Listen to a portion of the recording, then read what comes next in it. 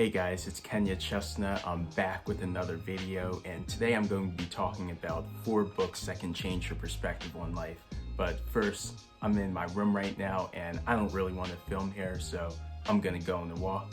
Let's go.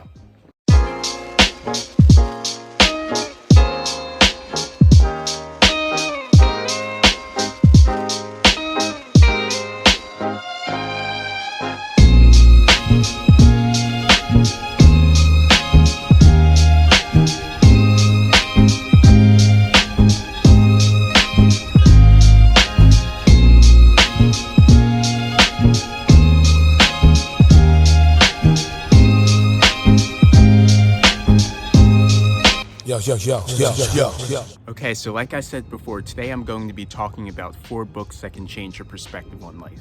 So the first book is Rich Dad, Poor Dad by Robert Kiyosaki. Now, Rich Dad, Poor Dad is the best-selling personal finance book of all time. Now, in school, we talk about math and history and English, but we don't really talk about personal finance. And learning personal finance is really important because even though millennials and our generation are actually making more money, we're actually not taking that much home. In fact, about 78% of Americans are currently living paycheck to paycheck. And so what this book will teach you is just really how to manage your money. What is the difference between an asset and a liability? And so you don't have to be an expert on personal finance or investing to read this book. In fact, this book is geared towards beginners. And also, I think that this book goes beyond just personal finance. Robert gives great tips just for life. And so my favorite passage from this book is when Robert says, "The primary difference between a rich person and a poor person is how they manage fear. For most people, the reason they don't win financially is because the pain of losing money is far greater than the joy of being rich." And that passage doesn't just apply to your financial status, it really just applies to life. If you get out of your comfort zone, then you're gonna win at life. You may find some temporary failure, but at the end of the day, you're gonna learn from that and you're gonna win. And if you just let fear control you, then ultimately you're gonna lose at life. And so the second book on this list that can really change your perspective on life is The Daily Stoic by Ryan Holiday. And I think when a lot of people think of philosophy, they think of academics or just old Greek and Roman guys pontificating about, just all of these random and arbitrary concepts. But Stoicism is not that type of philosophy. Stoicism is very applicable. And so you may have seen this book in my Day in the Life video, but basically this book is just a daily devotional. So for every day of the year, you can read just a page, and on each page, you'll get life advice that you can just apply every day. And so the big idea of Stoicism is really just to focus on what you can control and not focus on what you can't control. And although that's simple, it's something that a lot of people, including myself, don't follow. And so my favorite passage is on page 43 when Ryan Holiday includes a quote from Epictetus, who says, "When I see an anxious person, I ask myself, what do they want?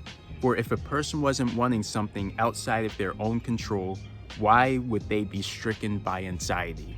And I think that that's such an important passage because, again, we often focus on what we can't control instead of on what we can control. And so this book will really teach you about just why you need to focus on what you can control, and also it will give you clarity on what you want in your life. And it also talks about just the importance of doing action and always acting, because at the end of the day, if you're reading a book for inspiration but you don't actually apply it, then what does that actually mean? And so speaking of action, the third book that can change your perspective on life is Atomic Habits by James Clear. And so as the title suggests, this book talks about building habits. So how do you actually build good habits, and how do you eliminate unproductive ones? And so my biggest takeaway from this book is just how your habits are not built in a day. There's a saying that Rome wasn't built in a day. I think a lot of people are very ambitious and they try and build the perfect habit. But I think that the good habit that you do is much better than the perfect habit that you never follow up on. And so my favorite passage from this book is when Claire says, "Each habit not only gets results, but also teaches you something far more important, to trust yourself. You start to believe you can actually accomplish these things. When the votes mount up and the evidence begins to change, the story you tell yourself begins to change as well. And I think that that statement is very true. I think that your habits are really tied to your identity about yourself. And so when you really start to believe that you can actually do something, that, for example, if you're trying to work out and you believe that you're an athletic person, then you'll start working out because it's tied to your identity. Or when you're trying to lose weight and you're trying to eat more healthy, you'll start eating healthy when you believe that you're a healthy person.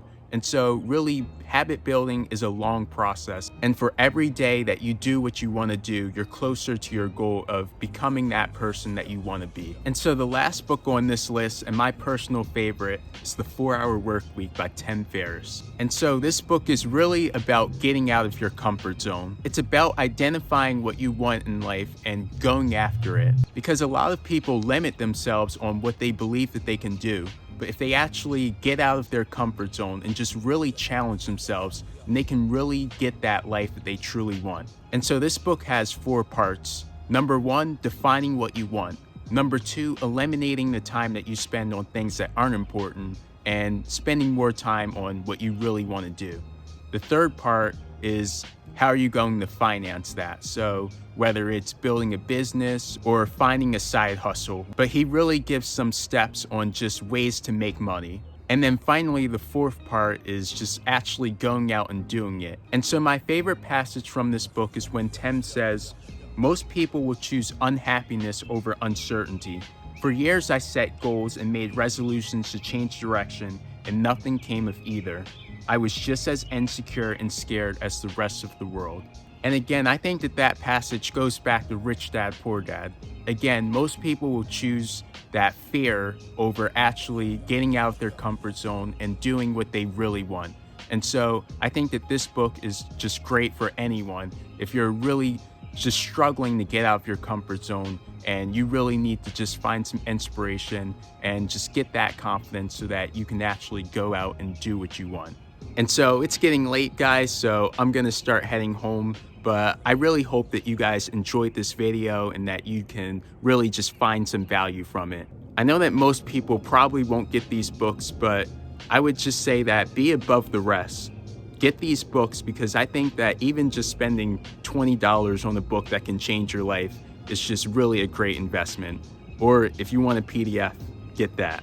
But yeah, again, if you enjoyed this video, definitely like, subscribe, and more content will be coming soon. I'll see you guys later. Peace.